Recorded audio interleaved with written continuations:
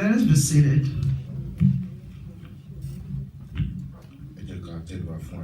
Let us bow our head as we pray. Everlasting God, we thank you this morning. We give you all the grace for all the abundance grace that you have given to us. Among all the things that are happening in the whole world, you protected us. You gave us another grace to be in your presence, to witness the first Sunday in the month of July. Many have gone. Many tried. They strive to witness this day, but the grace was taken away from them. We're not rejoicing over them, but we're giving praises unto you.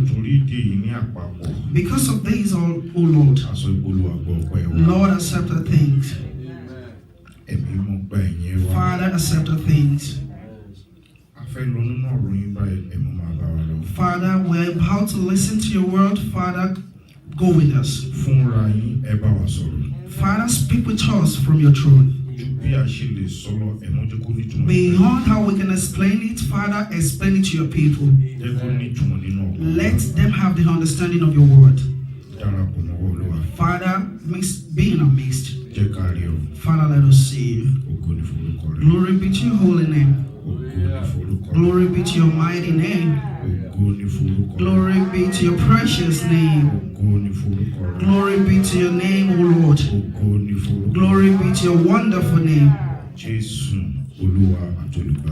In Jesus' name we pray. Amen. Praise the Lord. Hallelujah. Today is the first Sunday in the month of July. If today's service is a little different, it's not that bad. We as human beings, we changes our food. That sometimes we're fed up of certain food. Oh, I like this certain food very much. So that people will not say, oh, you're eating this too much. Let there be a different taste. So that they won't say I'm eating the same type of food all the time. That is why we're having a different change in service today. I want to beg each and every one of us. I'm pleading to every one of us. We that we have a Bible with us, let us open it today. We that we have a jotter, let us write few things down. I love to write one or two things down. We can't put everything in our memory, especially in this country that we are, where we are looking for rent, our phone bill, even to take care of children. Sometimes we fail to remember certain things, and we shouldn't forget the word of God. But I want us to write one or two things down today, so that you can go home and check back on it. Sometimes we just forget to check it out. But sometimes when we're cleaning the house, we might just get to see it again. Then we'll see what we have written down. It will be like we should find ourselves in it again. Sometimes it might be what we're going through. It might just be exact thing that we're going through that we have written down years ago. But when we don't have anything written down, how can we remember it? The Lord will help us. I won't take much of a time today. What I want to speak regarding is something that we all know very well. I just want to explain a little bit about it. It's about tithe. It is the topic for today, tithing. If we see the Bible reading we read this morning, God spoke to us through that. And I want us to start from there. We'll read 3 verses. In the book of Malachi chapter 3. We'll read from 10. Then we'll explain over it, so we can understand.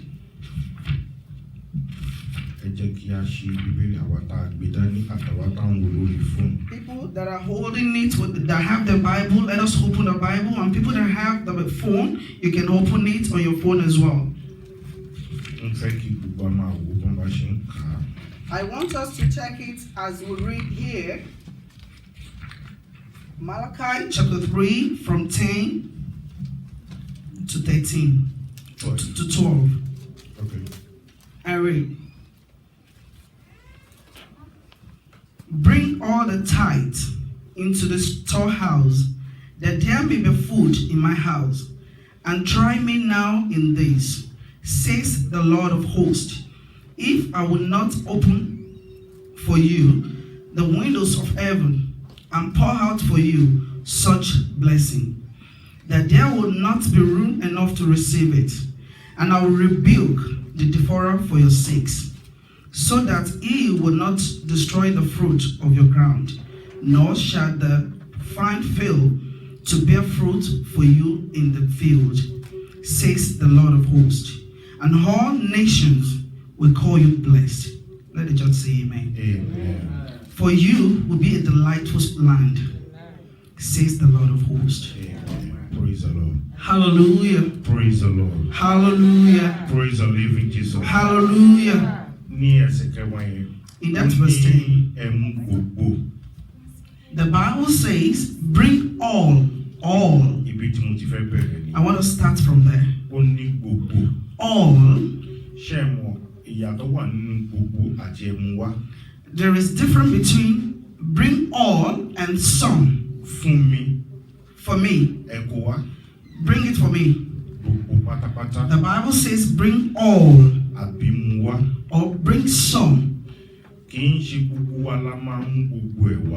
It's not all the Christians that bring all.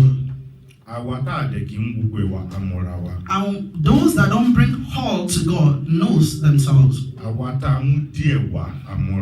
Those that bring some knows themselves. But because of some of us that don't understand in the past,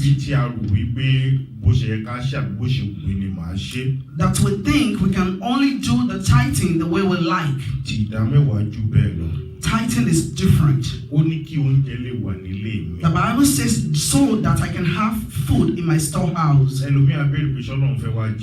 Some will question God and say, oh, is God coming to eat? God does not descend to come and eat rice or anything. We are the one eating the rice.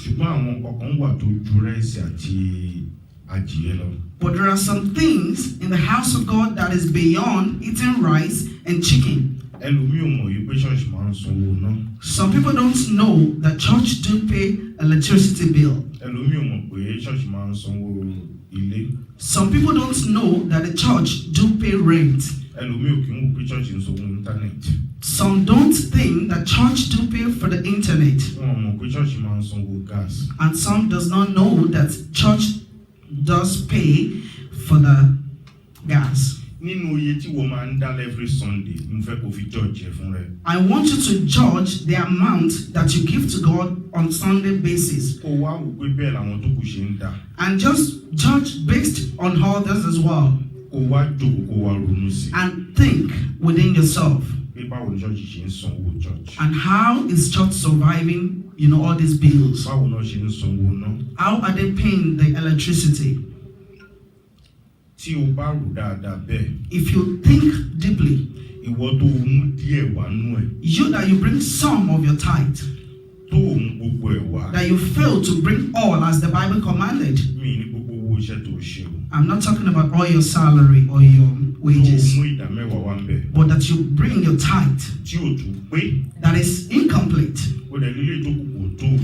and you're complaining that the rest is not even enough for you. When it's not complete with God, how do you think that the remaining one will be sustaining you? It can't sustain you. It's not a cause. The Bible says that I might have food in my storehouse. What do we call tithe? bóyá ẹlòmíì ò tiẹ̀ mọ̀. Some people don't know what we call tithe. Ìdámẹ́wàá ni ìdá kan nínú ohun tó ní tó wọlé fún ẹ tó pín sí mẹ́wàá wá wá ìwé ìyókùn fọ́lọ́run bẹ́ẹ̀. Tithe is any wages you receive or salary you divide into 10, you bring 1 to God, and the remaining 9 belongs to you. Ọ̀nà tó bá rọ̀ ẹ́ lọ́rùn ló lè gbà láti san. You can pay it in whichever way you want to pay it. Torí àwọn kan ń gbowó lọ́sẹ̀ẹ̀sẹ̀. Some people receive their wages weekly. Àwọn kan lọ́sẹ̀ méjì. Some bi-weekly. A dẹ̀ lè rí olóṣù kan. And some, they are salary earners. Àtọlọ́sẹ̀ kan. Even the weekly earners, Àtọlọ́sẹ̀ méjì. bi-weekly earners, Àti olóṣù kan. and the salary Ó earners. mú àkójọpọ̀ iye tó o gbà. You know the amount you receive. Ó rọrùn torí pé paycheck ló gbà. It's very easy because you're receiving your checks. Kò ṣeé gbé pamọ́. You cannot hide it. Ìwọ tó o gba 1,000. You that you receive 1,000, Wàá pín sọ́nà mẹ́wàá. divide into 10. Ó ti mọ̀ pé $100 nìyẹn. You know the 100 belongs to God. Àwọn tó dẹ̀ ń ṣòwò. People that are traders, Mo ti wà ní abala yẹn rí. he has been one of them in the past. Torí a máa ń ṣiṣẹ́ a máa ń gba káàṣì nígbà yẹn. That they usually receive cash when he was working as a trader. Mo ní ìwé bí eléyìí. I have a jotter like that. Iye tí n bá ti pa lójoojúmọ́ kọ́ síbẹ̀ tí máa ń pa. Every amount I receive on a daily basis, I always write it Tó down. bá ti dọjọ́ Sátidé. On Saturday, by the end of the Màá week, ṣírò gbogbo ẹ̀ papọ̀. I calculate the whole thing Màá yọ ìdámẹ́wàá tó. and I'll take out my tithe Torí pé kí n má bàa jẹ́. so that I will not eat God's money. Mo tún máa ń ṣe nǹkan kan. Sometimes I do some things. Tí n bá pa 980. When I receive 980, Màá ráǹdẹ̀ sí 1,000. sometimes I round it up to be, even number, or Kí n lè sọ ọgọ́rùn-ún. so that it can pay, $100 out of Èyí máa ń 1,000. wú Ọlọ́run lórí dáadáa. Sometimes this impresses God. Ẹlòmíì wá wò pé kí ló dé tó wá ti lówó tó pọ̀ gidi. And some people will be saying, oh, why are you not rich by now? Nígbà tó máa ń san owó tó pọ̀ That báyìí. you are paying that much money. Kì í ṣe gbogbo ẹ̀ lọ́lọ́ máa fi bùkún èèyàn. You don't receive your blessing, the tithe you pay, sometimes you don't receive it financial, blessings. Ṣé ẹ mọ̀ pé àwọn owó kan wà tó jẹ́ pé olówó ní tí ò gbádùn rẹ̀ mọ́? There are some money that the rich men have, but they don't enjoy it any longer. Ẹlòmíì rẹ̀ ń gbàdúrà pé kọ́lọ́n tiẹ̀ mú owó yẹn kúrò kó fún un ní àlàáfíà. And some are praying that God should take those riches and give them good health. Ṣùgbọ́n torí ìdámẹ́wàá tó ń dá yẹn. But because of the tithe that you're paying, Ṣé ẹ mọ̀ pé ajẹnirun ní àìsàn? you know that sickness is a destroyer. Even bó jẹ́ Tylenol ló ń rà every week. You know, sickness is a devourer. If you're buying only Tylenol on a weekly basis, Wàá tó bá ṣírò ẹ̀wà àwọn iye tó jáde lára ẹ̀. if you calculate it, you will know how much you're spending on Tylenol. Mo sọ fún arákùnrin kan nígbà kan. I told someone sometimes Ó máa ń mu sìgá. it smokes. Mo ní ká tẹ ìyá ọtí ẹ̀ṣẹ̀ kúrò. Just let's forget about sin. Mo ní ṣòwò mọ̀ bá gbà náà ni. Don't you think that's a devourer? Ó ní irọ́ o. Oh, he said no. Mo ní èlò ló ń ra pálí sìgá. I said, how much are you buying a pack of cigarettes? Ó ní iye báyìí ló ń rà. He mentioned the amount. Mo ló máa ń ra ọdún mélòó lọ. I said, how many did you buy in a week? Ó ní tí ó bá ṣe dáadáa ó lóun máa mú méjì kan léde. He said sometimes he smokes 2 packs in a day. Mo wá bá ṣírò ẹ̀ lọ́sẹ̀. Then I calculated the money. Mo wá sọ pé iye tó yẹ kó máa save. I said, this is the amount you're supposed to be saving on a weekly basis. Ó lóun mọ̀ kó pọ̀ tó yẹn. He said he didn't know it was that much Ó ní pé kò rà lẹ́ẹ̀kan ṣoṣo. because he didn't buy it once. Ara àgbàná náà ni. That is part of the foreign. Ṣùgbọ́n tó bá ń sọ ìdámẹ́wàá. But when you're paying your tithe, Ohun tí wọ́n ń pè ní ìbùkún Ọlọ́run. what they call blessings of God, Òun ni wípé it is o nílò owó kan. you need something Àṣírí ẹ̀ ò tú. and God provided it. O dẹ̀ rí lákòókò. And you're able to obtain it right, in the right time whenever you need it. O lè máa rò pé báwo ló ṣe fẹ́ rí ńgbà míì. You might be troubled and be worried that how can you get this certain money? Ọlọ́run á dẹ̀ rán yàn wá láti ìbò ẹ̀ And láṣẹ. God will send an helper to you. Wàá wá sọ pé bí ẹni gbogbo wa mú èrò ọkàn. You will now say, oh, as if God knows what I'm worried Ó about. ní bóyá òun ò ní ṣí fèrèsé ọ̀hún Says, sílẹ̀. test me if I will not open the windows of heaven, Tó jẹ́ pé kò ní sáàyè tó máa tó gbà á. that there will not be a room for it to be, to contain it. Lóòótọ́ gbogbo àlà ń gbàdúrà fún ìbùkún. Truly, we're all praying for blessings. Gbogbo àlà ń gbàdúrà fún ọrọ̀. We're praying for wealth. Kì í ṣe gbogbo àlà máa ní ọrọ̀ láyé o. Believe me or not, all of us are not going to be rich, Ṣùgbọ́n gbogbo èèyàn ló máa lówó. but all of us will have money. Owó wá ní iye tó ní kálukú lé. to now depend on how much you have. Tí gbogbo wa bá jọ lówó bákan náà. If all of us are equally rich, Ta ló máa bẹ́ẹ̀ fix ilé tó bá ní problem? who is going to fix your house when your houses, have Ta problems? ló máa bẹ́ẹ̀ tó ọkọ̀ tiẹ̀ ṣe? Who is going to be your mechanic? Ṣùgbọ́n wà ní ìfọ̀kànbalẹ̀. But you will have rest of mind. Àlàáfíà máa wà fún ẹ. The peace of mind will be your Wà á lè portion. gbádùn Ọlọ́run. You will be able to enjoy God. Ohun tí mo ń sọ ni wípé My main topic is this. nínú tí o wọlé sí ẹ lọ́wọ́, Whatever you are receiving, bóyá o ṣiṣẹ́ fún ni, either you work for it àbí wọ́n fún ẹ. or is a gift to you. Tó bá sọ pé torí pé wọ́n fẹ́ wò nílò láti fọ́lọ́run. Because it's given to you and you are saying that, oh, I don't have to give to God. Tí wọ́n bá wá fún ẹ ńkọ́. What about if you're not given? Ewu kan ló yẹ kó o máa kọ́yọ́ nílé ètò iṣẹ́ fún àdílé tán fún ẹ. Which one are you supposed to even give first? Among the one that you worked for and the one that is a gift. O làágùn lórí ilé ètò ìṣiṣẹ́ fún. You sweat over the one you worked for. Gbélé tán fún ẹ wò ṣiṣẹ́ fún. But the one you worked for, you didn't work for it. Òun kọ́ ló yẹ kó kọ́ ti yọ̀. That is the one you should give tithe on first. Àtúntò òṣìṣẹ́ fún. And the one that you worked for, Àtẹ̀lé ètò òṣìṣẹ́ and the fún. one you did not work for. Gbogbo ẹ̀ ló nílò láti yọ ìdá You mẹ́wàá. need to give God tithe. Tó o bá ti yọ ìdá If mẹ́wàá, you fail to give the tithe of your gift, èmi lè máa wọlé mọ́. you might not receive another one. Tó o bá ti sọ pé torí pé kò tó ẹ, And you feel like it's not enough. wọ́n fi kan ṣàpẹẹrẹ fẹ́nìkan láìpẹ́ yìí. I used one as an example for one person recently. Ẹni yẹn wà láàrin wa bíbá. This person is among us. Mo wá mú owó kan dání. I held a money. Mo wá dìmú báyìí. I held it in my palm. Ẹ jẹ́ n fẹ́ lè ṣẹ̀ sàn. Let me use this as an example. Kí n dìmú báyìí. I was just holding it tightly Torí pé mi fẹ́ fún ẹnìkan. because I didn't want to give any. Torí pé mi fẹ́ kí kankan jábọ́. Because I don't want somebody else to take out of it. Wọ́n mi ẹ̀jọ̀ ẹ fún mi ní fún ẹ. Please, mommy, give me some of the food. Ẹ dúró báwo mo ṣe fẹ́ gbà á. How can I receive that food? Ìyẹn ni pé mo sọ fọlọ́run pé mi fẹ́ ju báyìí lọ. When you're holding the money you have and you don't want to give tithes to God, it means you're telling God that's you're limiting your life with God. Ṣùgbọ́n tí n bá ti fún yàn, But once I give whatever I have out, màá lọ́wọ́ láti lè fi gba fóònù. I'll be able to receive huge thing. Nínú fóònù àtẹlé ìwò lójú. Among the phone and the handkerchief, which one is bigger? Ṣùgbọ́n torí pé mo di ọwọ́ mo mi fẹ́. Because I was holding the one that I already have, Kò jẹ́ kí mi wọlé. it doesn't allow another to come in. Ìyẹn ni pé wàá kọ́ máa ṣe lórí patient yẹn náà. It means you will continue to be working and handling your paychecks. Tí o bá ṣọ́ra, If care is not taken, á tún lose patient yẹn. they will even lose the paycheck A máa wáṣẹ́ káàkiri. and they will be looking for another job. Ohun tí ò kàn What does not concern them, án, nǹkan wá fi ṣe lórí ìtàn ìdádúró. they will now, complain at work and sack him or her. Ṣùgbọ́n tó bá ń sọ ìdá mẹ́wàá, But when you are paying your tithes regularly, wọ́n á lórí kó yọ. they will say, oh, it's scaled true. Wọ́n á tiẹ̀ wò títí wọ́n á sọ pé wọ́n ní kò lè sí lára wọn. They will say, oh, it can't be among them. It's a faithful person.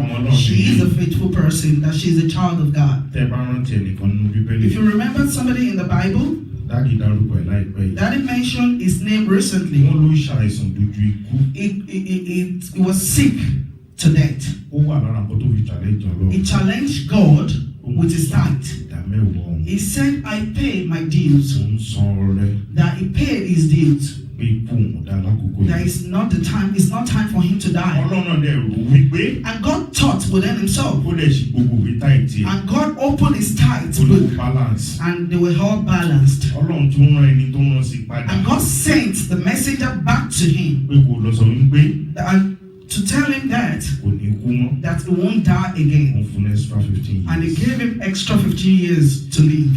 Ní ibi tá a ti wá Nàìjíríà, Where we came from back home, a máa ní ìwé táìtì lọ́tọ̀. we usually have a tight envelope. Tó bá ti fi sílẹ̀ lẹ́wọ́ Sunday àbí ìparí oṣù. Whenever you put your tithes down, either weekly or monthly, Ọ̀tọ̀ ló máa ń wà kí ń wà pẹ̀lú it's rẹ̀. usually different from offering. Wọ́n á kọ iye tó o dá ní Sunday yẹn síbẹ̀. The amount you paid will be written down. Ìwọ mọ iye tó o dá. You know the amount you paid. Ṣùgbọ́n ẹnìkan ti wà tó máa kà á. Or there is someone else somewhere to read it. Wàá dẹ̀ rí ní Sunday tó ń bọ̀. And the following Sunday, the envelope will be given back to you so that you can bring it again. Tẹ́ni ẹ bá kọ̀ọ̀kan mí síbẹ̀. If that person writes something different, Wàá béèrè pé báwo ló ṣe jẹ́. you will question say that why did you write a different amount from what I paid? Tó bá ti di ọ̀sẹ̀ àkọ́kọ́ ní December. And the first week in December, Reverend máa gba gbogbo tight envelope pátápátá. the man of God will take all the tithe envelopes, Àti tọmọ kékeré àti tàgbàlagbà. including the children. The children do pay tithes. Wọ́n wá máa wò. The man of God will check through. Wọ́n wá pe àwọn kan. Some people will be called, Ẹ rí mi lọ́jọ́ Monday. see me this Ẹ rí time. mi lọ́jọ́ Tuesday. You should see me the following time. Gbogbo àwọn tí wọ́n pè yẹn. Those ones that was called, Ìyẹn ni pé wọ́n ti ní ààyè kan tó ṣòfò. it means they have an open space in their envelope when they were supposed to pay, but they didn't pay their tithe. Ó ṣẹlẹ̀ sí mi ló jẹ́ wọn ìdí tán fi béèrè. It has happened to him in the past. That's why he was able to know this. Wọ́n ní kí ló ṣẹlẹ̀ bí báyìí àti bí àti bí. He was questioned that what happened to your tithe envelope? You have a space here and the other side you did not pay. Mo ní nǹkan kan ló ṣẹlẹ̀ tí ò ṣe dára. Then he explained to the man of God that things were not working fine. That's the reason. Wọ́n ló tún jẹ Ọlọ́run lówó. And he said, you're owing God. Má ní carry over. He told him, because he missed out of his tithing envelope, there are days that he didn't pay. The man of God told him, don't have carryover with God. Wọ́n ní kó tó di December 31st. He said before December 31st, Ó sọ. be sure that you pay your missing tithe. Mo lè ṣe sá. And he went and said, thank you, sir. Wọ́n ní kí n padà wá. He was called back Wọ́n ní kí n ṣe yẹn nìkan. and he said, that's not the only thing you should do. Wọ́n ṣe òun kó yàrá Ọlọ́run. You know you borrowed your tithe from God. That's him. Wàá fi èlé sí lórí.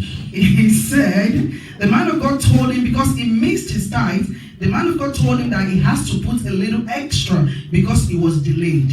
Wọ́n á wò lọ́dọ̀ tó bá lọ yáwó anywhere wàá fi díẹ̀ sí lórí. And truly, I saw that if you go and take a loan, you will have to pay an interest. Mo ṣe pẹ̀lú ògbọ́n. He did it by the grace of God. Mo san. He paid that old tithe. Mo fi èlé sí. He put some interest. Àtìgbà yẹn mi ń fẹ́ kí nǹkan kó jẹ́ kó láyé. Since then, he doesn't like to Bí delay wọ́n ti tithe. ẹ̀pẹ́ jáde láàrin èèyàn gan ìtìjú ló máa jẹ́. For you to be called outside that you're owing tithe is a shame. Wọ́n ò ní béèrè ọrẹ tó fi sílẹ̀ o. They don't care about your offering. Ohun tó bá wò ló lè fi sílẹ̀. You can give anything for your offering. Tẹ́lu bí bá fẹ́ jẹ́jẹ̀ gan máa sọ pé nǹkan tá padà ìbá ká kò sẹ́ni tó fi pa wọn. Sometimes when some people want to make a vow, thank you.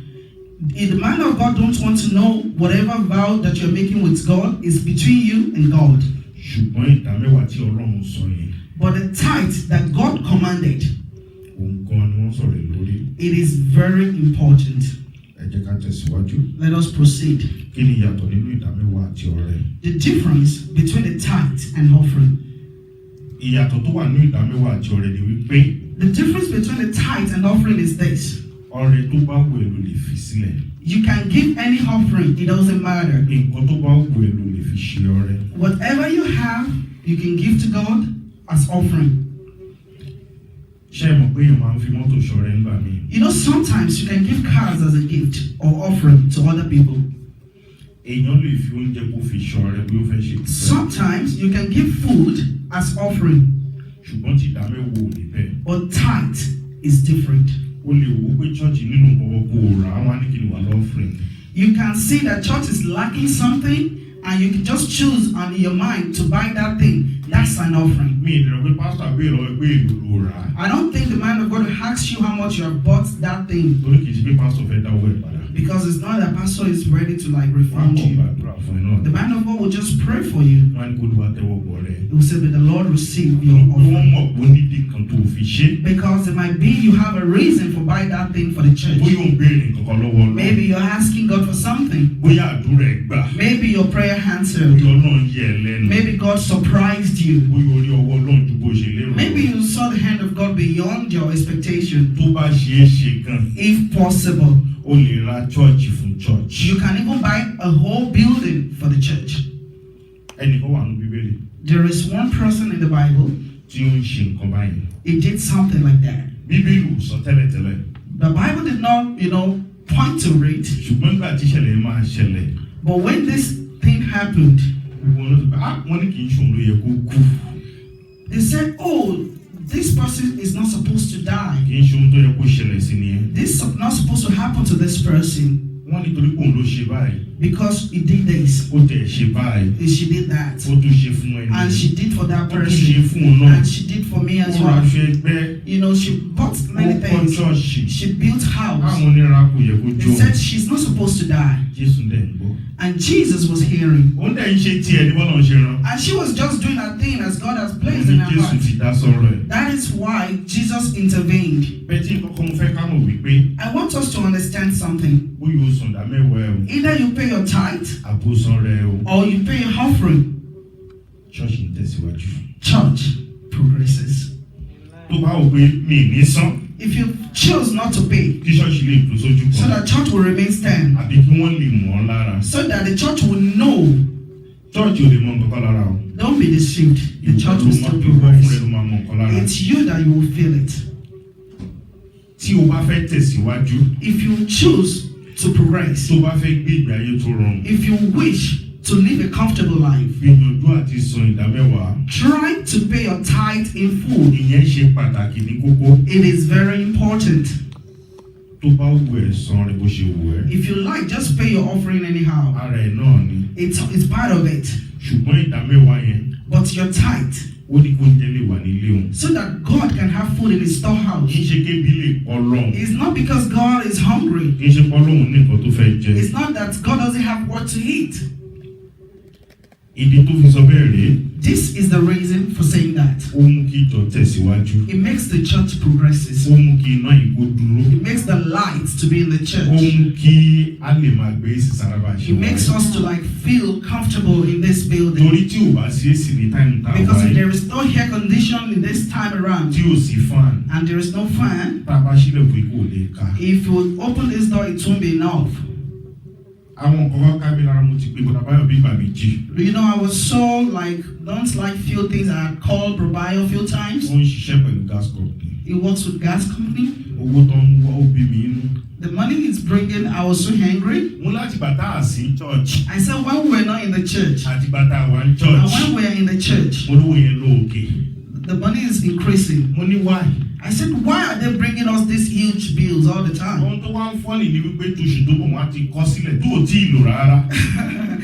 You know, they will just prepare the bill of months that you have not even used at all. Tàbá sọ pé torí pé àwa church lockdown ní gbogbo ẹ̀, ṣé ìrùbá máa bá gbogbo ẹ̀ ní wọ́n á jà. If we say we're in lockdown and we're not going to take care of what we need to take care of, we won't be comfortable like this. Ó kẹ́ èmi náà lára. I was so angry about some things. Mo ń complain fún dáàdì náà. I complained, you know, to the man of God, Internet. even about the Mo internet. jẹ́ dúpẹ́ òun mo fẹ́ cut kí n change ẹ̀. I even called to change it. Wọ́n tún ní màá sanwó ni. They even said you have to pay to cut it. Mo ní láti 140. I said from $140, Ó ti wọ́n 172. it's already Mo $172. náà lo cable mọ́. I said we're not using cable. Mo ló wà lára package wa. They said it's part of our package. Either we use it or not, we must pay for it. Ohun tí mò ń gbìyànjú láti sọ ni. This is what I'm trying to pass across. Tí ò bá sí táìtì wa. If we're not paying enough tithe, Tí ò bá sí àwọn nǹkan tó ń tì lẹ́yìn. if there are not few that are backing the church up, Ó ṣe ṣe ká má lórí ọ̀fẹ́ àti ìjòkó báyìí. we may not be sitting here today. Ó yẹ ká tún dúpẹ́ lọ́wọ́ Ọlọ́run. We should give thanks to God Pé a ní pásítọ̀ tó ń ṣiṣẹ́. that we have pastor that works that doesn't demand salary. Tó bá jẹ́ pé wọn ò ṣiṣẹ́ rárá. Adding B is not working at all. Mi mọ bí ìbá ṣe jẹ́. I don't know how this church will sustain. Nígbà tí àwọn ọmọ Ísírẹ́lì pín ilẹ̀, When children of Israel, when the Israelites divided the land, ẹ̀yà méjìlá, the 12 tribes, wọ́n dẹ̀ pín. they divided it. Wọ́n dẹ̀ fi àwọn pásítọ̀ lẹ̀. And they did not give the pastors part of the land. Ojú wọn gan yàtọ̀. Even the pastors' eyes were changed. Ṣáàsì lára ìpín ni. Aren't we part of the tribes of the Israel? Wọ́n á sọ pé kò rí bẹ́ẹ̀. And they said, no, it's not so. Nígbà tó ń pín fún gbogbo wọn tán, When they divided the land to the tribes of Israel, ẹni tó ń 20 acres, some people took 20 ẹni acres, tó ń 50 acres, some 50 acres, ẹni tó ń 1,000 acres. some many acres. Wọ́n wá ní kán yọ 10% kan fún pásítọ̀. And they now asked all of them Wọ́n ní to gbogbo take nǹkan tó bá ti 10% ṣe of pátápátá. all the things that they own, they should give it to the man of God. 10% kò lọ sọ́dọ̀ ẹ̀. That the 10% should go to the man of Wọ́n God. torí pé kò nílò wàhálà míì mọ́. That the man of God does not deserve other stress kó máa pín ọ̀rọ̀ Ọlọ́run. other than distributing the word of Kó God, máa gbọ́ bùkátà tiwa. other than taking care of the Àwọn church. ìṣòro kan wà tó wò lè yanjú. There are some problems that money cannot solve. Àwọn wàhálà kan wà tí owó máa ń useless. There are some problems that money cannot solve. Ìgbà yẹn lẹ́lòmíì máa tó mọ̀ pé pásítọ̀ wà níbì kan. That is when some people know that they have pastor somewhere else. Somewhere. Ẹ̀kọ́ ọjọ́ mẹ́ta sá o. Oh, hi, daddy. Ẹ má bínú sàpé mi. That's when they will call. Oh, daddy, I've not been calling you Kí out ló the ń phone ṣẹlẹ̀ ní? because of what happened. Ẹ má bínú láti kí n tó gbàgbé. Daddy, before I forget, Nǹkan báyìí là ń là kọjá. this is what we're going through. Bóyá ẹ lè gbàdúrà fún wa. If you can pray for Bóyá ẹ us, lè ṣe báyìí. if you can do this for us, Pásítọ̀ àwọn wọnú àwẹ̀ àti bíríbírí. then they will now put pastor in urgent fasting and prayers. Ìwọ kan tó ní ṣòro kan òun jẹun sùn, pásítọ̀ dẹ̀ ń ṣe ṣòro. You that you own the problem, you are eating, you are sleeping, but the pastor is praying for you. Torí ìdí èyí. Because of this reason, Lọ́nà ṣe sọ bẹ́ẹ̀. that is why God commanded us to give the tithe. Pásítọ̀ ló máa rí pé ó kù díẹ̀ káàtó bẹ́ẹ̀, ó kù díẹ̀ káàtó báyìí, ẹja ṣe báyìí, ẹja ṣe báyìí. Ṣùgbọ́n ìwọ ọ̀tọ̀ ni nǹkan tó ń rò. Pastor will be saying, oh, let's do this, let's take care of that, but you are thinking something else. Àwọn ló máa mọ̀ pé bóyá ẹni lè ṣe báyìí, ẹja fẹ́ ní sí báyìí báyìí. Pastor will put people in charge of things. Ẹnìkan sọ nǹkan kan gbà kan nígbà tá a fẹ́ wá sí báyìí. Someone said something when we were about to move from Paulina to this place. Ó ní kí wọ́n dá wà níbi tá a wà yẹn. That person said, oh, let's remain in Paulina. Mo ní kí ló dé tó sọ bẹ́ẹ̀. I said, why did you say that? Ó ní torí pé ibẹ̀ ṣe orí bákan. Mo ní ṣòwò bá a náwó ń bẹ̀ yẹn náà. Don't you think we are spending money there too? Ó ní rìlí. Only lóòótọ́. Ń bẹ̀tẹ̀ mọ̀ pàwọn akọ́lù níbẹ̀. But you know we don't own the building. Mo ní ẹni tó ń gbálẹ̀ tó ń clean. Mo ló ní ẹni tó ń gbà. The person that cleans the church, we pay this person. Olóhùn mọ̀ láwọn bá dẹ̀ máa ṣe o. He said, I didn't know we should have been doing it. Mo lókè bóyá ẹni bẹ̀rẹ̀ láti ọ̀sẹ̀ táwọn. And he said, oh, maybe you can try. Wíwọ́n Let's máa start. ṣe lọ́jọ́ mi. Maybe next time we will start. Wọ́n á kọ̀dé náà wọ́n wọlé. You know, people will just come in. Wọ́n máa ń sanwó fún wọn lọ́pọ̀lọpọ̀ ìgbà. You know, sometimes we pay them sometimes. Ibo la rò owó ìtì jáde wá. Where do we think this money is coming from? Níbo ni ìdá mẹ́wàá kan ti bẹ̀rẹ̀? Where did the tithe started in the Word of God? Ẹlòmíì mọ̀ tó ń kọ̀ rò pé apásọ̀ kọ̀ rò lọ́jọ́ kan ni pé ẹ jẹ́ ẹ máa fún mi. Some people don't even know that the tithing is in the Bible. They feel like pastor just made it up to collect money. Inú Bíbélì It's from the Word of God. ni ìdá mẹ́wàá ti bẹ̀rẹ̀. The tithing started from the Word of God. Bíbélì tó gbé dání. The Bible you're holding as a Christian, Ibẹ̀ ló ti bẹ̀rẹ̀. it started from there. Èmi kọ́ mo kọ́. It was not written by me. Ó wà ní Bíbélì It tiẹ̀. is written in your home Bible. Tó o bá ya ti ọ̀bẹ ò lè ya tọ̀dọ̀ mi. If you tear the parts that the tithe is written in your Bible away, mine still remain intact. Especially ibi tá a kà yẹn. Especially where we read Kó o ní kò sí tiẹ̀ fún un that níbẹ̀. there is no Malachi in yours. Ó wà ní tèmi. I have it. Ó wà ní tiẹ̀ tó wà ní You have somebody that beside you. Ẹ jẹ́ ká ṣe pẹ̀lú sínú ìwé Genesis orí kẹrin. Let's open to the book of Genesis chapter 14. Ẹsẹ̀ ogún. Verse 20. Genesis 14:20. Kẹ́lẹ̀ ń kó wà nínú Bíbélì náà. So you will know that it's in the Bible. Kì í ṣe pé wọ́n kọ̀ jí àárọ̀ ọjọ́ kan wọ́n kọ̀ sọ pé ẹja máa ṣe. So that they didn't just wake up. It's not made up by any man of God. Ẹ jẹ́ ká kà. Let us read. I'm blessed. Be God Most High, who has delivered your enemies into your hand, and He gave him a tithe of all. Of all. Gbogbo rẹ̀. Gbogbo rẹ̀. All. Gbogbo rẹ̀. All that belongs to Him. Ṣé wọn bá máa ń kọrin kan? We sing a song. Abraham blessings are mine. Abraham. Ẹni tá à ń kọ́pì gangan nìyẹn. That is who we, follow his steps. Òun ló sọ ìgbà mẹ́wàá gbogbo. He paid all his tithes. Kì í ṣe pé inú church ló ti san.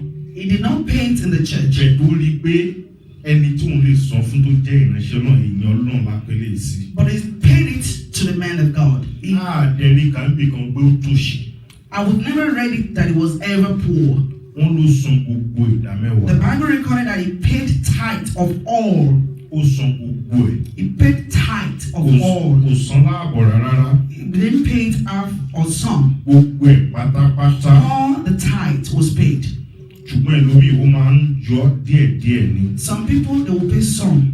ẹ mọ kókó tí a fi ń san gangan tó bá jẹ́ pé pastor wò ṣiṣẹ́. You know the reason we're paying and adding being a pastor is not working. Ẹ mọ̀ pé bùkátà pastor àti ilé wọn ọ̀run wa ló wà. Do you know that if pastor is not working at all, the responsibility of pastor and his family is on all of us? Torí pé iṣẹ́ Olúwa ni wọ́n ń ṣe. Because he's doing the work of God. Láti máa san owó oṣù pastor lóṣooṣù. To be paying pastor's tithe on every month. Kí ṣọ́ọ̀ṣì lè máa tẹ̀síwájú. So that the church can progress. Gbogbo èyí tí wọ́n kó síwájú yìí owó ló ń jẹ. All these things that we're looking at, they are consuming money. Kíní máa ń pẹ́ ṣùgbọ́n máa ń bàjẹ́. You see, the projector, it takes longer for it to be, it's durable.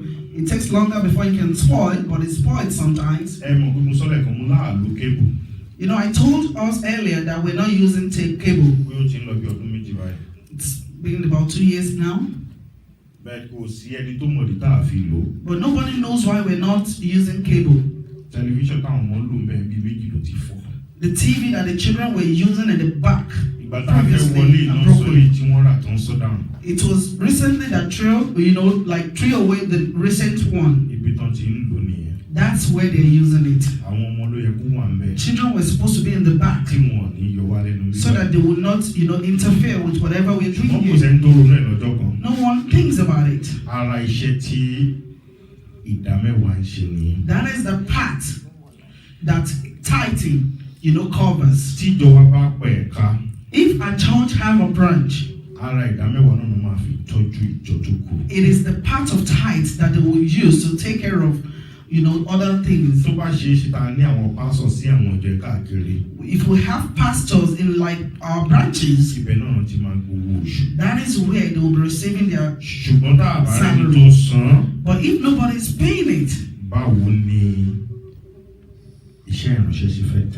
how do we expect the ministry to go forward? Sometimes we say something, but they have changed it. They said the gospel entails money. But people are saying that it's no longer a tricycle or bicycle that the ministry needs to be going forward, but jet. It needs jet to fly. If no tithe is coming in, it will drag, the mission. It's not going to stop. God knows how he's going to take care of his ministry. It means we choose not to pay and we decide not to pay. God knows how he's going to take care of his church. The man of God back home, it says we should pray very well. And he said, if you're not praying and I'm praying, man, it's not a problem. You see me and my husband, whenever we're sleeping, we always have different dreams in the same bed. How much more me and you that we don't live together? It means this. Whatever you do is what you will reap. If you pay your tithe, it's for your home benefit. If I pay mine, it's for my home benefit. Mine can't work for you. Yours can't work for me. This is what I noticed. If you don't pay, and the person that you have been friends with that needs to let you know the truth, your own can affect that your friend. But it's always good for you to pay your tithe in all. It makes the ministry to go forward quickly. It makes people to think, good things, to be more positive. It makes us to think and look around in the church and see what needs to be fixed. But when we don't have it, I love what Peter said. He saw that things are going good. They were taking care of the widows. They are taking care of the poor. He said, come. Ó ní kò ní rọrùn o. It's not going to be easy. Ó ní kò ṣeé ṣe kí n máa pín ọ̀rọ̀ Ọlọ́run. It's not easy for me to be giving you the word of God Kó n tún lọ máa pín oúnjẹ. and be serving table. Ẹ má jẹ́ kí n tún máa ròyìn mọ́. Don't let me think about table. Ẹ jẹ́ àwọn kan yanjú ẹ̀. Let there's some people be in that department. Kò ní dáa kí pásítọ̀ máa prepare It's not message. good for the man of God to be preparing message. Ó tún máa ronú pé ìjà ti sọ rẹ́ǹtì oṣù. Or for him to be thinking, have we paid rent again? Báwo lówó ná? Oh, what about the electricity bill? Kí ló dé tí AC yóò ṣe ṣèṣe wọ́n Why kàn is the sí? AC not working properly? Why is that place like that? Kì í jẹ́ kí ọkàn ó papọ̀. It doesn't make mind to be at rest. Kì í jẹ́ kí ọkàn kó papọ̀. It doesn't put minds in order. Ṣùgbọ́n tí gbogbo ẹ̀ bá wà létò, But when things are in order, ẹ̀kọ̀ọ̀kan ló máa béèrè report. the man of God will just be asking for a report. Pé ẹ̀sìkìsà bó ṣe rí lóṣù rẹ̀. Sir, this is how things went this month. Oṣù tó kọjá ṣe lọ ní. That, sir, this is how last Tí month gbogbo ẹ̀ was. bá ti rí bó ṣe kó rí. When things are in order, Bó jẹ́ God bless you.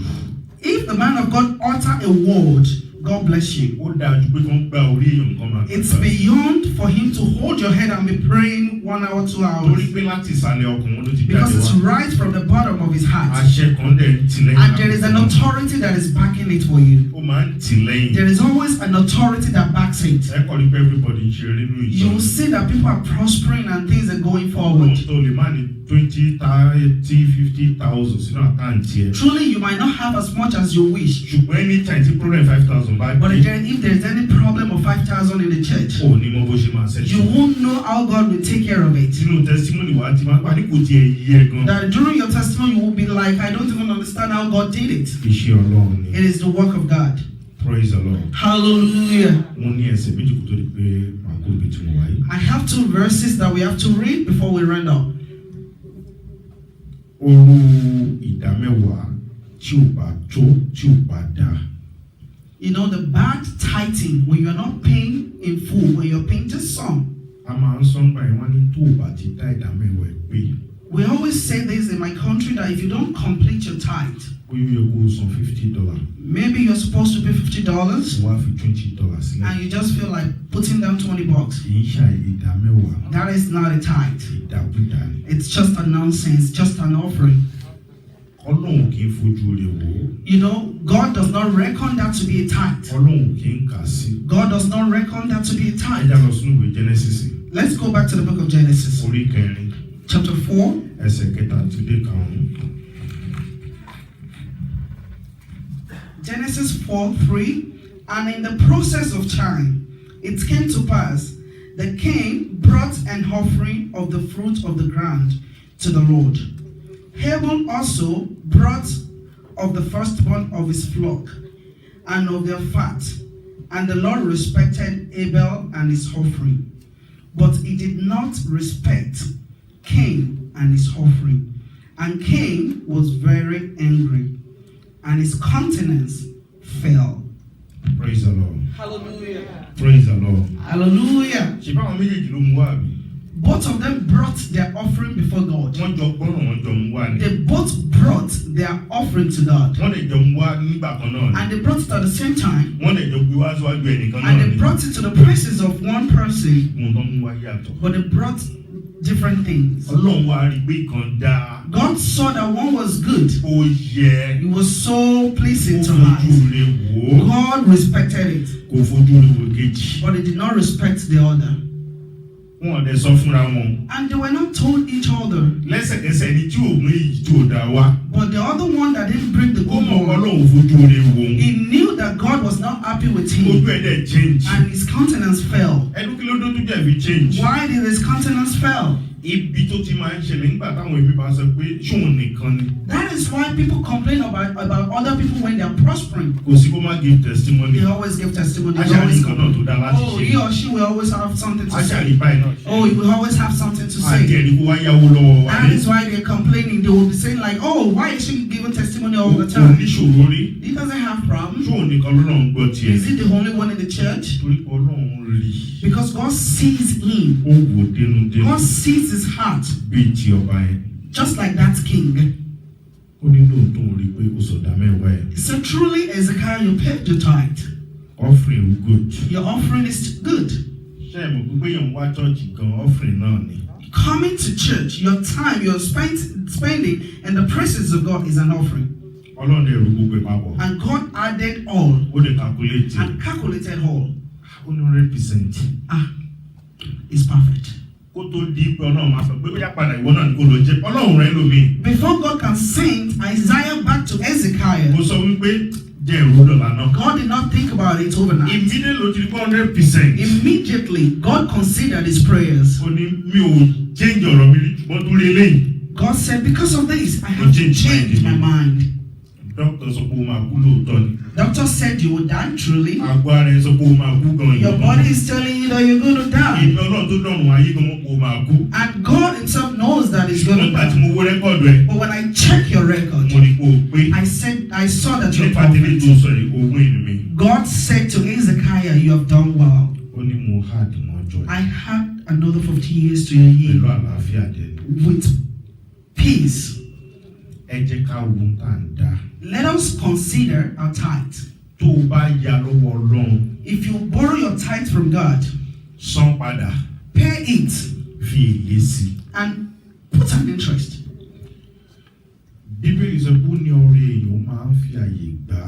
The Bible says your offering, give room for you. As you give,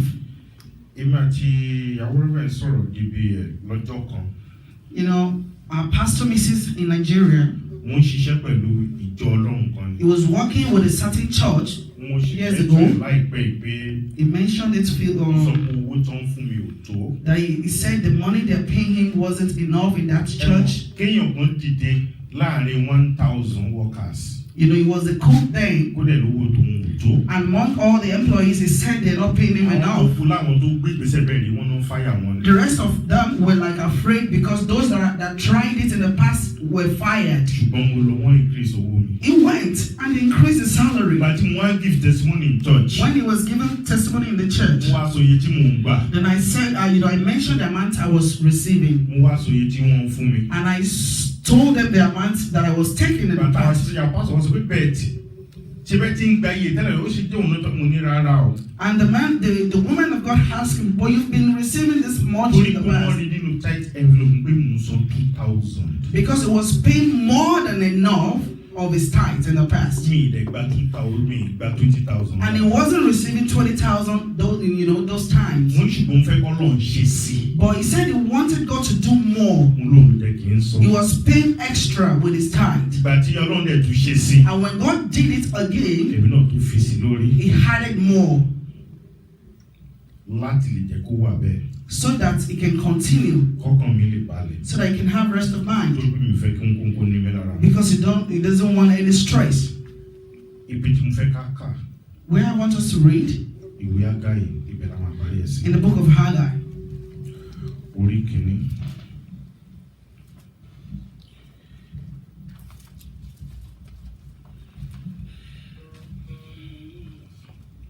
Mo fẹ́ ká ka 6, 8, 9. Orí àkókò wa. Chapter 1, verse 6, verse 8, verse 9. Orí àkókò wa. Haggai 6. Haggai 1, I read 6. Ye have sown much, and bring in little. Ye eat, but ye have not enough. Ye drink, but ye are not filled with drink. Ye clothe you, but there is none warm. And he that earneth wages to put it into a bag with holes. Praise the Lord. Hallelujah. Praise the Lord. Hallelujah. Because of our time. That's why I want us to cut it short. Because you're living in a mansion. You know how big the screen of your TV is in your house. Even the chair in your apartment is wow. But you're complaining that it's not time to build house for God. Ọlọ́run tó mọ̀ kó mo fẹ́ san rent mi. Oh, God knows that I have to pay my rent Mi actually. ò nílò láti san tithe for now. Oh, I don't have to pay tithe for that. That's the complaint of some. Títí tọkàn máa fi balẹ̀. Until my mind is at rest. Tí wọ́n wá ti di pé mo ní tó 10,000 náà account. When I have as much as 10,000 in my account, Màá ṣe máa san. then I'll start paying. That is what some people are saying. Ọlọ́run understand. God understands. Ṣùgbọ́n sọ ń bíbá yìí o. But it's saying in this book of Haggai, Ó ní ìdí tó fi ń tẹ̀ láti kójọ tó ò ní kójọ nìyẹn. that is why you are struggling, but your struggle continues. Ó ní kì í ṣe èṣù rárá. It's not a work of the enemy at Ó all. ṣe ó gbìyànjú You dáadáa. try your best. Ó lo try ó ṣe tó pọ̀. You give it your best, Ó ṣùgbọ́n kékeré ló mú wálé. but you're just bringing little Ó in. ní kékeré yẹn. And that little you brought Bó in, ṣe gbèdélé. as you took it Ó tún in, fẹ́ ra lọ. and you blew it yourself. Òun lèèyàn máa fi ń lọ sórí àìsàn gbà. That is why some people spend their money on sickness. Wàá kọ̀ gba unnecessary ticket. You will just receive tickets that you're not expecting. Wọ́n á dẹ̀ pè fún nǹkan tó yẹ kó ń pè fún nílé. And they will just call you from abroad, from back home, from Wọ́n á dẹ̀ anywhere. send owó yẹn. And you will just send the money. Ó ṣe tó rú wọn ló máa ń bọ́ sọ́wọ́ 419 tó jẹ́ kí wọ́n á wọ́ gba àkáǹtì wọn lọ. Why is it that people that don't pay tithes, you will just fall into all these people that just juke them and take their money away? Ẹnìkan ní tó o bá sọ fún Ọlọ́run. Someone said if you don't pay, Wàá san fún èṣù. somebody said if you fail to pay your tithes to God, you will pay it to the devil. Hospital ẹlòmíì san tiẹ̀ sí. Some people are paying their tithes in the hospital. Ẹlòmíì san sórí mọ́tò. Some people are just paying it on the tickets. Ẹlòmíì san sórí oògùn. Some people are paying it on the drugs. Ó ní It says, ẹ̀ ń gbé ibi tó dáa. you're living in a comfortable Ẹ mansion. gbìyànjú láti jẹun tó dáa tó. Oh, you eat something that you desire. Ìwọ́n bẹ́ẹ̀ ṣiṣẹ́ tó. As hard working as you are, Ohun ò tún jẹ́kẹ́ tẹ̀lọ́rùn. you are not even satisfied Torí pé ìgbàgbé lé o. because you have forgotten the house of God. Dá oró. The house of God is Kò empty. ní Ọlọ́run ní plan gbogbo nǹkan tó ń ṣe. You don't have God in your plan in all that you do. Ká tó gbàdúrà. Before we pray, Ṣé rí nǹkan tó ń ṣẹlẹ̀ káàkiri àgbáyé báyìí you báyìí? see what is happening in the world right now? Ẹ̀kọ́ ńlá ni. It's a great lesson. Ẹ̀kọ́ ńlá ni. It's a great lesson. Ní ọ̀sẹ̀ àkọ́kọ́ tí lockdown bẹ̀rẹ̀, The first week of the lockdown, ẹnìkan wà ní Nàìjíríà wọ́n ń pè ní Dino Malaye. Òun máa kọ́ ló sọ̀rọ̀ lórí íńtánẹ́ẹ̀tì. there is someone, is a special, is a politician. Ó ní físà òun ti useless bẹ́ẹ̀ òun ò lè lọ bí kankan. He said his visa is useless. Ó lówó ti useless. You know, many people back in Africa, in Nigeria, they're claiming that they can't travel anywhere. Ó ní ilé dẹ̀ wà ní Dubai o. And they have houses all over the world. Wọ́n ní London. They have in London. Kí ló dé owó òde lè yanjú ẹ̀? Can you imagine? Money cannot solve their issues. Connection ò lè yanjú ẹ̀. Connection cannot solve it. Ẹ mọ̀ pé àwọn kan jẹ́ American citizen. You know, some are American citizens. Wọ́n stock sí Nàìjíríà. They're in Africa. Wọ́n náà wá ń sọ fún àwọn èèyàn pé owó ti tán lọ́wọ́ wọn. And they were telling people that they're out of cash. Wọ́n ò ṣiṣẹ́ náà. You know, working back home, Ó wá tán. they must need money. Ẹ dúró dán. Ó ní blue passport ó dẹ̀ lè lọ bí tó bá wù. Wáyé tó ṣe wá. They have blue passports. Why can't they just decide to come? Àwọn tí kòrò ti pa lọ́dún yìí. People that have gone with COVID-19, Tí wọ́n bá ní kán sanwó ẹ̀mí wọn, ṣe rò pé wọ́n rà àwọn tó lè sanwó ẹ̀mí wọn wà ńbẹ̀ ni. among those people that died with coronavirus, many of them can afford to pay for their lives. Ṣé ẹ mọ̀ pé láàrin oṣù kó oṣù méjì wọ́n á gbàgbé àwọn ẹlòmíì? You know, within a month or two, some people will be forgotten. Ṣùgbọ́n àwọn kan wà tí wọ́n ní gbàgbé wọn pẹ̀lú bọ́n ṣe kú yẹn. But some people will never be forgotten Bí as ti arábìnrin yẹn, like that of that woman. wọ́n ní tí ò bá jẹun bóyá That ṣọ́ọ̀ṣì if bá not ti for tẹ̀síwájú. that woman, maybe the church will not progress. Àwọn ló try tó bá ṣe They ti said jọ́ọ̀ṣì she is a good woman. kò fi iṣẹ́ náà ṣe rẹ̀. She's never joke with the work of God. She pays her tithe. Lẹ́yìn tithe, After tithe, ó tún máa ń wò láàrin tó bá rí bẹ́ẹ̀ nìkan ṣe aláìní nǹkan kan. even she looks and sees that whoever that is Àló lacking, tún dáṣọ ẹgbẹ́ fún gbogbo wa. she even puts them clothes. Ṣé ìwọ tó ò san tithe You that you're not even paying tithe, ló fẹ́ dáṣọ ẹgbẹ́? will you be able to remember that someone is in need? Ṣé ìwọ tó ò tiẹ̀ wọ́n ṣe ń gbálẹ̀ church? You that you don't know how to clean the Ló church, fẹ́ béèrè pé báwo náà ṣe ń sanwó church? why would you even remember how they're paying the rent? Ṣé ìwọ tó ò tiẹ̀ rò lọ́jọ́ kan? You that you're not thinking Ló fẹ́ béèrè pé lóògùn náà san fún church? that how much are they paying Ẹlòmíì for ò the bóyá rent? ìjọba ló máa wá ń ṣe. Some people thought it's government help. pé láti ìjọ tán ti bẹ̀rẹ̀ wọ́n ti mọ̀ pé Amẹ́ríkà ìjọba kọ́ ló ń ṣe o. It's not the government. Ohun tó bá wọlé ni. It's whatever that is coming. Ọ̀pọ̀lọpọ̀ ìgbà tó jẹ́ pé tí offering bá wọlé lọ́jọ́ Sunday. Sometimes when offering comes in on Sunday, tá a bá ti sọ instrumentalists. when the instrumentalists have been taken care of, ìgbà míì gan kò ní pé ńgbà. sometimes it's not even enough. ṣùgbọ́n ìgbà míì ó lè lé. Sometimes it's more. fi kan dé kan. You know, like patching it. ká dẹ̀ dúpẹ́ lọ́wọ́ Ọlọ́run. We give thanks to God. landlord wa náà to understand there. You know, landlord understands. torí late fees ìbá ti pọ̀ gidi. The church will have like hold a lot of late fees. ohun tó ń gbà tó ẹ jẹ. What you're receiving is more than enough for you. ṣùgbọ́n tó yẹ kó o san tó o san ló ń pa lára. But what you are supposed to take care of, but you're not taking care of, is what is ó láwọn happening. ibìkan tó lọ́n yẹ kó bẹ́ẹ̀ dì. There are some areas that God's supposed to take care of for you. wọ́n torí pé òṣojú ṣe tiẹ̀. But because you are failing to do your part, o gbọ́ náà láàyè láti bẹ́ẹ̀. you're not allowing God to do it. kí ló dé tó fẹ́ ran Ọlọ́run lọ́wọ́. Why are you trying to help God? jẹ́ kọ́ lọ́n ṣiṣẹ́. Let God do His work owó náà ṣe and do tiẹ̀. your part. san ìdámẹ́wàá. Pay your tithe. san bó ti tà àti bó ti yẹ. Pay it all. ó mọ gbogbo tó ń wọlé fún ẹ ní oṣù. You know all that you're receiving on the monthly basis. You know what you're receiving every 2 weeks. You know what you're receiving every week. Don't say that I have paid $20 and you've paid your tithe. And you calculated it, you know, the amount, it is calculated in your own country. The church is not running in your... Whatever you received here, it's what you should pay with. We have less than 6 months for the year to run out. Test God. Put God to test. I want you to test God within the less than 6 months that we have. Pay it in full until December.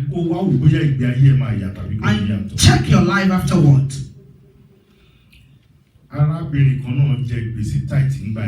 That woman hold tight sometimes ago. And she went to the woman of God. And she's expecting a letter. And that letter is supposed to have come. And it's a good letter. That once she received the letter, that her life will be changed. And she didn't say anything about letter. She was asked if she was holding tight. She said, oh, she's holding tight. She said, I don't want to know how much you're holding. I don't know how you want to get it. Go and pay. She wasn't prayed for. She went and borrowed the money. 10,000 naira. 10,000 naira. She paid. And the letter came. And that was what led her to her success. It's not her life only. That joy, you know, even spread to her family up until this moment. Why are you holding tight? Why are you not receiving your own letter of joy? Let us rise up on our feet. Hallelujah.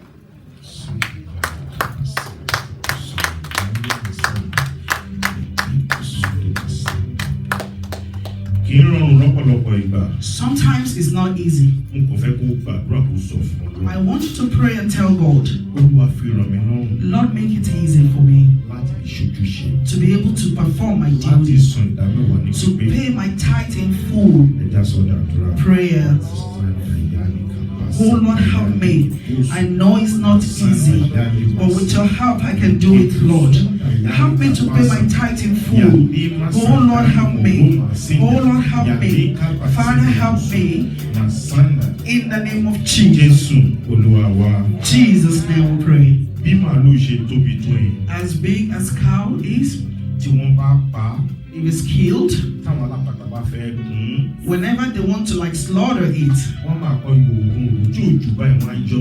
they always take the bile out of it because it can mess up the whole meat.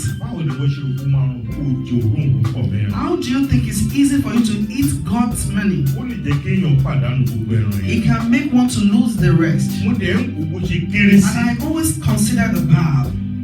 bẹ́ẹ̀rù ṣe wá tóbi tó yẹn. As big as cow is, ó lágbára láti bà gbogbo ẹ̀ jẹ́. that little bag, if they fail to take it out, you can mess up the whole meat. Kékeré ni ìdámẹ́wàá ní nǹkan tó lọ́wọ́ fún ẹ. And tithe is as little as bar. Ẹ jẹ́ ká kíyèsí báyìí. Let's just observe this. Tọ́lọ̀ ò bá fún ẹ, ibo ló fẹ́ pé ilé ẹjọ́ ò ló fẹ́ gbé Ọlọ́run. If God failed to give you that job that is giving you the money, which court are you going to take God to? Òun ló máa ń fún yàn lọ́rọ̀.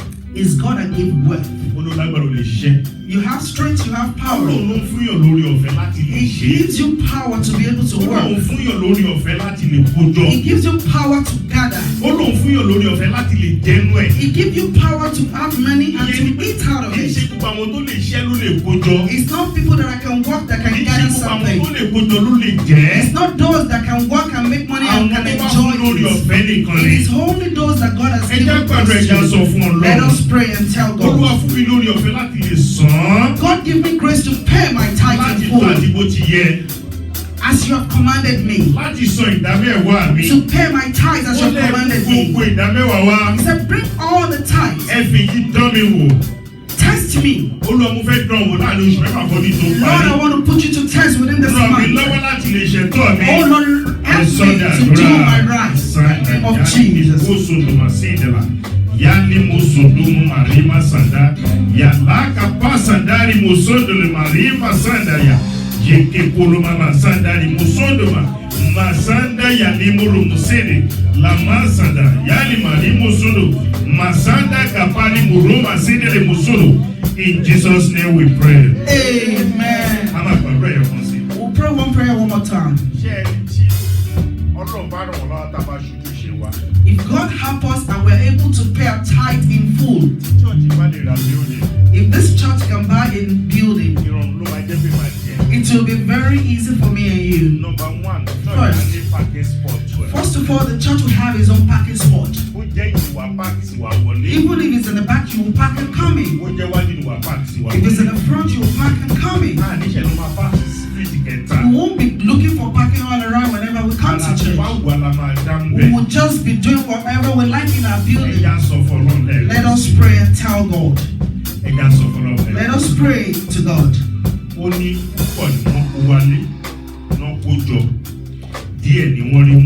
That they have labored so much, but they only have a little to bring home. That they eat, but they are not satisfied. Let us pray and tell God. Truly, it's very hard for me to pay it. But from now on, Lord, make it easy for me to pay it in full. I don't want to be paying nonsense any longer. I want to pay it in full. Oh Lord, help me. Father, in the name of Jesus. Grace to be able to pay my tithe in full. Oh Lord, release unto me in the name of Jesus. Oh Lord, I want you to easy for me to pay my tithe as you have commanded me in the name of Jesus. Amen. Lord, we thank you once again. Lord, we thank you for the grace. We praise your name. Accept our thanks. We have said it the way you have put it in our mouth. Lord, back it up. Father, Lord, back it.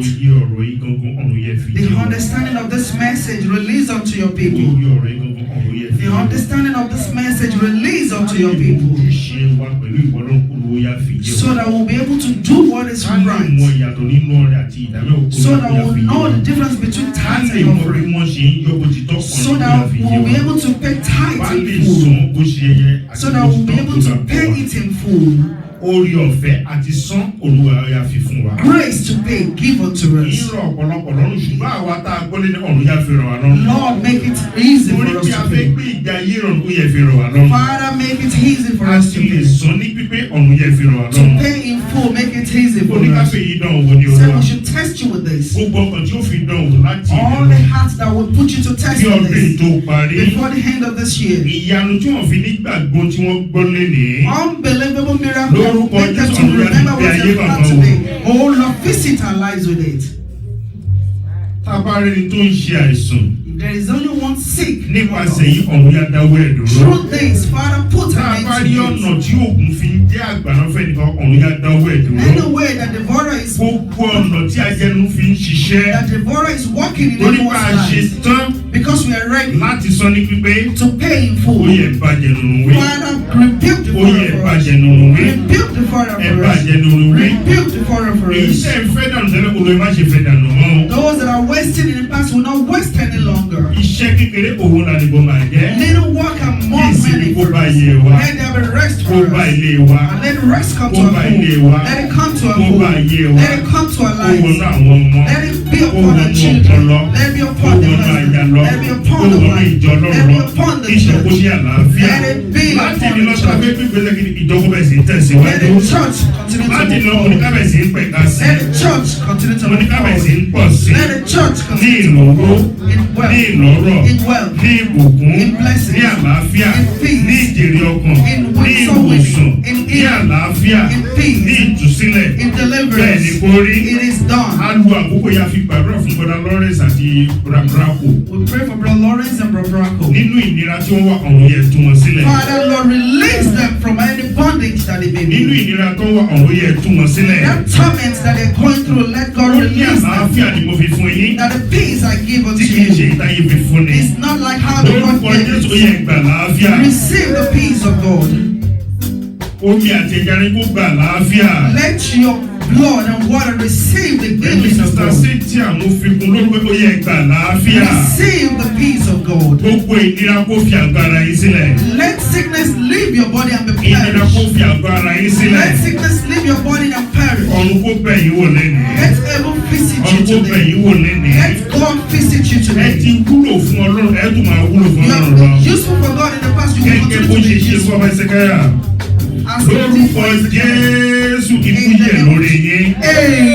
Lórúkọ Amen. Jésù ikú yẹ̀ lórí yín. You will not die in the name of Májẹ̀mú Jesus. àìsàn lẹ́ni ọ̀run parẹ́. The covenant of sickness is broken in your lives. Májẹ̀mú àrùkiri ọ̀run bàjẹ́ lórí The yín. covenant of sickness is broken Májẹ̀mú in your ìgbé life. káàkiri ọ̀run bàjẹ́ lórí The yín. covenant of sickness is Láti èdè broken. lọ ẹ̀dùn lórí ẹsẹ̀ From yín. now, stand on your Ẹ sì feet máa ṣe bí ológun. and walk as Ó men. lẹ́yìn lè ṣe ohun gbogbo nínú You Kristi. can do all things in Ọba tó ń Christ. fi okun àti He agbára fún that yín. give you strength. Láti inú ẹgbógun From tuntun. now on, receive the Ẹgbẹ́ strength. agbára tuntun. Receive new Ẹgbógun strength. tuntun. Receive new Ẹgbẹ́ agbára strength. tuntun. Receive new Mo wá strength. pa láṣẹ lórúkọ I Jésù. command in the name of Lórí Jesus gbogbo ọmọ ìjọ Christ Covenant. over all the members of this Àní ministry. ní àkọsílẹ̀ kú lórí ẹnikẹ́ni. We shall not die in the name of Jesus. Gbogbo májẹ̀mú ikú lórúkọ Jésù ẹ̀yìn Jésù yá bàjẹ́ All the lẹ́nìí. covenant of death is Wọ́n broken náà ti in pa Jesus. májẹ̀mú ni rẹ̀. It's been broken in the Ilé name of Jesus. àkọlòdì nínú òfin. Any contrary covenant Nítorí against Christ us Covenant Ministry. over this Lórí ministry,